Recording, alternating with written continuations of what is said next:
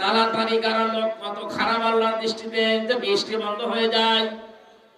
এখন মোনাজাত হবে, এই জন্য তাড়াতাড়ি করার অভ্যাস যাদের আছে, আপনি চলে যান।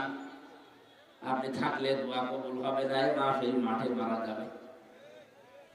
দেখেন তো কোনটা যাচ্ছে, ওই দেখেন চলে যাচ্ছে। না না ভাই, আমি হাসির জন্য বলি, তাড়াতাড়ি করা এটা খুব খারাপ কথা। এই সমাজকে একেবারে জাহান্নাম বানিয়ে দেয়। গীবত করা, তাড়াতাড়ি করা, মানুষকে ছোট করা, কারো দোষ নেই সেই দোষ বানিয়ে বানিয়ে তার নামে দেওয়া, এটা তহমত, এটা আরো খারাপ। এই বাংলাদেশে এইটাই বেশি চলছে, কিচ্ছু জানে না, আন্দাজে বানিয়ে তার মামলা দিয়ে জীবনটা নষ্ট করে দেয়।